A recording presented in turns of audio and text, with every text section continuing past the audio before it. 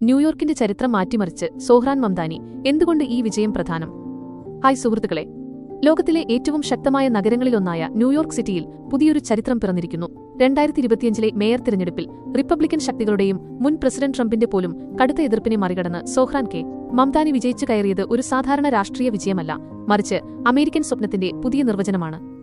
Indian വംശജയായ സംവിധായിക Meera നായരുടെ മകനായ ഈ 34-കാരൻ ആരാണെന്നും എന്തുകൊണ്ടാണ് ഈ വിജയം ന്യൂയോർക്കിനെ സംബന്ധിച്ച് ഇത്രയും പ്രധാനമായിരിക്കുന്നതെന്നും നോക്കാം.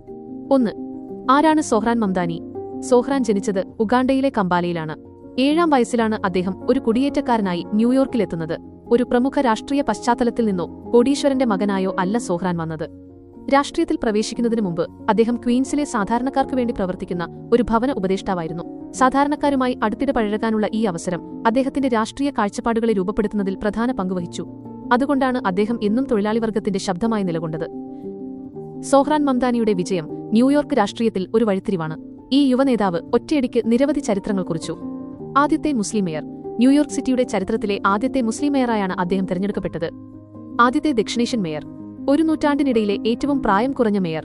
ഇത് ന്യൂയോർക്ക് എന്ന നഗരം അതിന്റെ വൈവിധ്യത്തെ എത്രമാത്രം നെഞ്ചിലേറ്റുന്നു എന്നതിന്റെ തെളിവാണ്. ഈ തെരഞ്ഞെടുപ്പ് അത്ര എളുപ്പമായിരുന്നില്ല.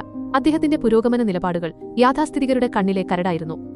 മുൻ പ്രസിഡന്റ് ഡൊണാൾഡ് ട്രംപ് ഉൾപ്പെടെയുള്ള റിപ്പബ്ലിക്കൻ പക്ഷം സോഹ്റാനെതിരെ ശക്തമായ പ്രചാരണമാണ് അഴിച്ചുവിട്ടത്. അദ്ദേഹത്തിന്റെ മുസ്ലിം പശ്ചാത്തലത്തെയും സോഷ്യലിസ്റ്റ് നിലപാടുകളെയും ട്രംപ് പക്ഷം വിമർശിച്ചു.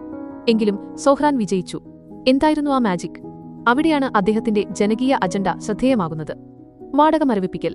കുതിച്ചുയരുന്ന വാടകയിൽ നിന്ന് സാധാരണക്കാരന് ആശ്വാസം നൽകാൻ വാടക മരവിപ്പിക്കുക. സൗജന്യ ബസ് സർവീസുകൾ. പൊതുഗതാഗതം സൗജന്യമാക്കുക. ധനികർക്ക് നികുതി വർധന. കോടീശ്വരന്മാർക്ക് കൂടുതൽ നികുതി ഏർപ്പെടുത്തി ആ പണം ജനക്ഷേമത്തിനായി ഉപയോഗിക്കുക. ഈ നയങ്ങൾ ജീവിതച്ചെലവ് താങ്ങാൻ കഴിയാതെ വലയുന്ന ന്യൂയോർക്കിലെ തൊഴിലാളി വർഗത്തെയും യുവജനങ്ങളെയും ശക്തമായി ആകർഷിച്ചു. വംശീയതയും വിദ്വേഷ പ്രചാരണവും ജനങ്ങളുടെ അടിസ്ഥാന പ്രശ്നങ്ങൾക്ക് മുന്നിൽ വഴിമാറി. സോഹ്റാൻ മംദാനിയുടെ വിജയം തെളിയിക്കുന്നത് ഇതാണ്. അമേരിക്കൻ രാഷ്ട്രീയത്തിൽ ഇപ്പോഴും അമേരിക്കൻ ഡ്രീം യാഥാർത്ഥ്യമാണ്. ഒരു സാധാരണ കുടിയേറ്റക്കാരൻ രാഷ്ട്രീയത്തിലെ വൻമതിലുകൾ തകർത്ത് ജനങ്ങളുടെ പിന്തുണയോടെ ഏറ്റവും വലിയ നഗരങ്ങളിലൊന്നിന്റെ തലപ്പത്തേക്കെത്തുന്നത് മാറ്റത്തിന്റെ സൂചനയാണ്. മംദാനിയുടെ വിജയം ന്യൂയോർക്ക് സിറ്റിയുടെ ഭാവിയെക്കുറിച്ചുള്ള വലിയ പ്രതീക്ഷയാണ് നൽകുന്നത്. അദ്ദേഹത്തിന്റെ ഭരണത്തിൽ നഗരം കൂടുതൽ സാമൂഹിക നീതിയും സാമ്പത്തിക സമത്വവുമുള്ള ഒരു സ്ഥലമായി മാറുമോ എന്ന് കാത്തിരുന്ന് കാണാം. നിങ്ങളുടെ അഭിപ്രായങ്ങൾ കമന്റ് ബോക്സിൽ പങ്കുവയ്ക്കുമല്ലോ.